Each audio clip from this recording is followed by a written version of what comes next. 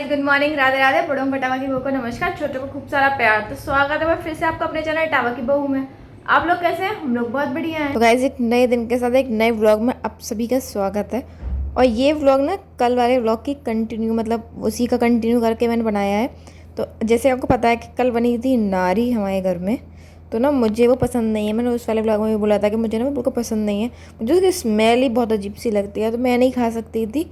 तो ना मैंने कुछ सोचा कि मतलब कुछ ऐसी रेसिपी हो जो क्विक हो, जल्दी बन जाए। तो मैंने ना मतलब यूट्यूब पे रिसर्च किया, तो राजस्थानी दही प्याज की जो सब्ज़ी होती है ना, मैंने बहुत बार देखी थी। मतलब ज़्यादातर मैं देखती हूँ कुछ क्विक बनाने के लिए, वो हमेशा देखती थी और मैंने बनाई अभी तक नहीं थी। तो आज मैंने सोचा कि मैं उसको ट्राई करती हूँ, और सबसे सिंपल थी, मतलब कुछ करना ही नहीं था उसमें। सिर्फ प्याज काटनी थी, हरी मिर्च काटनी थी, और ना दही को थोड़ा सा फेंट लेना था, मतलब नॉर्मल कर लेना था, दाने दाने नहीं हो, जैसे वो गाढ़ी होती है वैसे फेंट के। और बस उसमें ना मतलब उसमें तो बहुत सारी चीज़ें डाली थी जिसकी मैंने देखी थी, जिनकी उन्होंने मतलब कड़ी पत्ता भी डाला था, कड़ी पत्ता। पर मैं आलसी, मैं ऊपर नहीं गई तोड़ने। मैंने ना सिर्फ जीरा और राई से ही काम चला लिया। उसमें मतलब जीरा, राई और कड़ी पत्ता डाला था छौंक के लिए। और ये ना मैंने सिर्फ अपने हिसाब से बनाई थी कि मतलब सिर्फ मेरे लिए हो जाए, क्योंकि बाकी सब खा लेते हैं। लेकिन जब मैंने ये बना ली तो मेरे हस्बैंड बोले कि तुमने ये अपने लिए बना ली, मुझे मतलब मेरे लिए भी यही बना ली थी। तो मैंने उनसे कहा, मैंने आप तो नारी खा लेते हो। तो बोले कि नहीं, मैं ना नारी खाता हूँ ना मैं पुरुष खाता हूँ, मतलब बनती है तो मैं खा लेता हूँ, वरना मतलब उन्हें भी थोड़ी कम पसंद है। और सबसे बड़ी बात कि उसके साथ ना दाल भी ऐसी बनी थी कि आप वो भी नहीं खाते, मतलब उड़द की दाल बनी थी। जैसे आपको सबको पता है कि सूखी सब्ज़ी के साथ यहाँ कुछ रसीली सब्ज़ी चाहिए ही, तो वो बनी थी उड़द की दाल। तो मेरे हस्बैंड उड़द की दाल भी नहीं खाते हैं, तो दोनों चीज़ें ना उनकी थोड़ी सी कम पसंद की बनी थी। लेकिन सब्ज़ी मैंने अपने हिसाब से बनाई थी, तो उनको मतलब वो खा भी चुके थे जब तक मैंने बनाई थी ना। यहाँ पे सब लोग खाना खा चुके हैं, उसके बाद बनाई थी मैंने ये सब्ज़ी अपनी। और इसमें कुछ भी नहीं करना था, मतलब हींग, जीरा और राई डाल के उसे पहले मतलब पटक जाए वो तब तक, और फिर प्याज डाल के उसे भून लेना था, नमक डाल के थोड़ा सा, मतलब वो गल जाए। और उसके बाद ना मतलब गैस ऑफ करके थोड़ा ठंडा करके ना फिर दही डालना था, उसे मिक्स कर देना था। तो मैंने वही किया और मैंने खाई थी, तो सच में अच्छी बनी थी। मतलब फर्स्ट टाइम के हिसाब से मुझे अच्छी लगी। अब मुझे ये नहीं पता कि ये बनती ऐसी थी या फिर मतलब मेरे हाथ से थोड़ी ऐसी बनी थी, पर मतलब मुझे तो अच्छी लगी। मैंने और किसी हाथ की खाई भी नहीं, मतलब मैंने ये पहले कभी नहीं खाई है। और गाइज़, ये ना मतलब 2 दिन के व्लॉग्स हैं, मतलब 2 दिन का एक व्लॉग मैंने कंटिन्यू कर दिया था। तो ये दूसरे दिन की सुबह का टाइम है, मतलब ये है अमावस्या वाले दिन का, जिस दिन अम्मा बाबा जी का श्राद्ध करना था हमें। तो ना मैं बेड में से कुछ कपड़े वपड़े निकालने थे।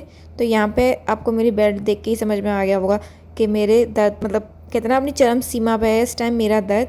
हुआ क्या था, मैंने आपको बताया था कि हम लोग विशाल गए थे लास्ट ब्लॉग में। उसके बाद मैंने कुछ शूट नहीं किया, क्योंकि मतलब विशाल में हमें कुछ नहीं मिला था। वहाँ का ना एसी ख़राब हो रखा था, तो हम गए भी, लेकिन मतलब इतनी गर्मी थी वहाँ पे, पंखे भी नहीं थे, और वहाँ पे तो सेंट्रलाइज एसी होता है, वो चल नहीं रहा था। तो वहाँ पे ना पसीने टपक रहे थे, ऐसा हाल था। तो हम लोग वहाँ से ना जल्दी निकल आए थे। फिर हम नॉर्मल जो अपना बाज़ार होता है वहाँ गए थे। तो वहाँ पे इतनी भीड़ थी, मतलब ऐसा लग रहा था कि पूरा इटावा बाज़ार में है इस टाइम। तो ना मतलब वहाँ पे शूट करना बहुत मतलब बिल्कुल इम्पॉसिबल था।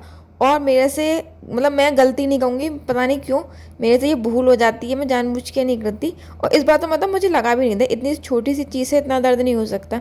हुआ क्या था कि मैंने आपको बताया था कि मुझे ना सामान मनसना था। तो मैं उस सामान को उठा के मतलब शॉप से मुश्किल से 4 कदम की दूरी पे मेरे हस्बैंड खड़े थे बाइक लेके। वो बाइक पे इसलिए मतलब उतरे नहीं थे वो, क्योंकि ना बहुत भीड़ थी, तो बाइक आगे पीछे बार करनी पड़ रही थी, वरना जाम लग रहा था। तो वो बैठे थे और मैं उस सामान को उठा के सिर्फ 4 कदम चली, और उसी से ना मेरे कमर में इतना दर्द होने लगा कि मतलब मैं थोड़ी रात भर में परेशान रही। इसके लिए ना मैंने कुछ शूट नहीं किया था।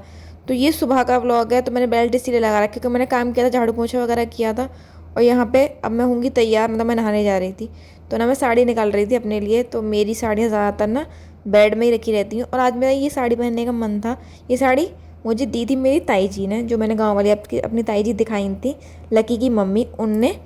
और ना ये साड़ी थोड़ी स्पेशल है मेरे लिए, क्योंकि यही साड़ी है जो मैंने ना मतलब अपनी बेटू के नाम पे पहनी थी। मतलब उसके बाद मैंने पहनी नहीं है, ये रख रखी है मैंने ऐसे ही। ये मैंने कल ना सेकंड टाइम पहनी थी।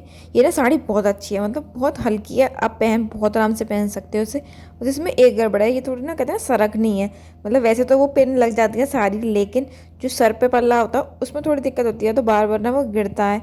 तो खाना बनाते टाइम थोड़ी दिक्कत हो रही थी, वरना वैसे ही साड़ी बहुत अच्छी है, मतलब बहुत लाइट वेटेड है। और यहाँ पे जो मैं सामान लाई थी ना, मैं उसको लिख रही थी। मतलब मैं जो करती हूँ, जो मैं मतलब जो मनसने का सामान लाई हूँ वो लाई हूँ 100 सेरे, मतलब हमारे यहाँ 100 सेरा बोलते हैं। तो उसमें ना मतलब 100 चीज़ एक एक किलो मनसनी होती है। आपको ये मकर संक्रांति से मतलब शुरू करते हैं, तो मैंने भी ना इसी मकर संक्रांति शुरू करी थी। थोड़ा सामान मैं दे चुकी हूँ बहुत बार।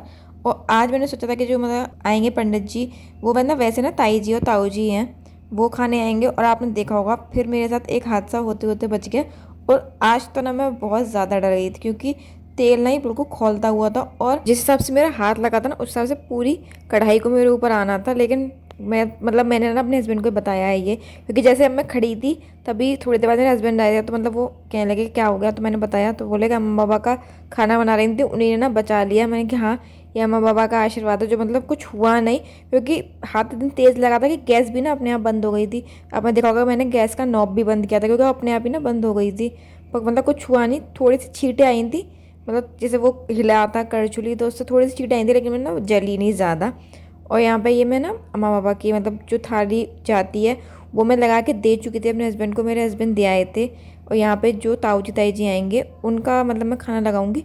वो ना वैसे वो मतलब पंडित ही हैं, लेकिन हम लोगों को जानते भी हैं। मतलब ये ना जब मेरे हस्बैंड और मतलब मेरे इन लॉज किराए वाले घर में रहते थे, तब वो वहाँ पे वो भी किराए पे वहीं पे रहते थे, मतलब आमने सामने रहते थे। तो इन लोगों का बहुत प्यार था, मतलब आपस में होता है ना, बहुत अच्छा रिलेशन था।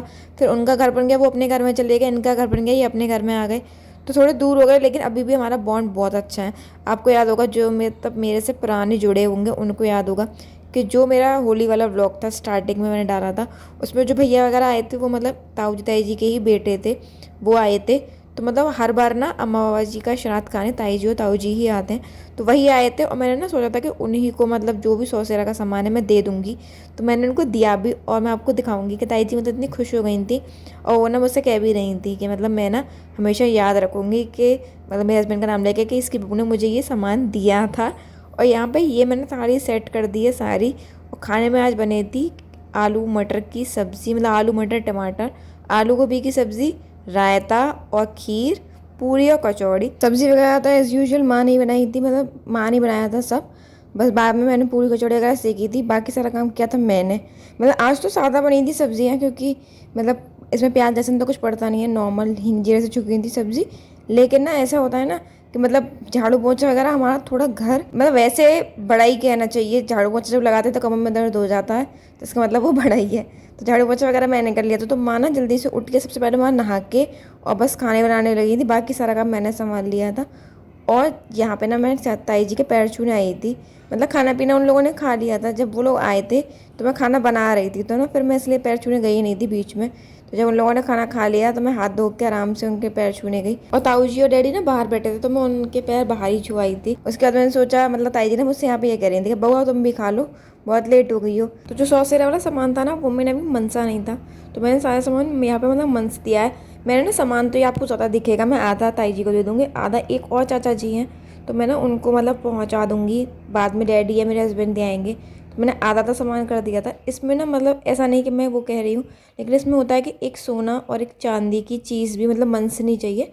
अब 1 किलो चांदी और 1 किलो सोना तो कोई नहीं मनस पाएगा, भैया मिडिल क्लास फैमिली में कोई इतना नहीं कर पाता। तो इसमें कहते हैं कि जो सोना होता है उसको चने की दाल में रख के मंस देते हैं, और चांदी को चावल में रख के मंस देते हैं। तो मैंने ना वो दोनों चीज़ें भी मंस दी थी, मतलब मैं ले आई थी पहले ही, वो मैंने मंस दी। तो एक मैं ताई जी को दे दूंगी और एक मैं उन चाचा जी के घर पहुंचा दूंगी। तो ना दोनों को मतलब मैंने कर दिया था। और यहाँ ना मैं वही मैंने मंस के तो दे दिया था, तो मैं वो निकाल के ताई जी के हाथ में दे रही थी, क्योंकि होता है ना कि पता नहीं होता आदमी को कि इसके अंदर क्या रखा है।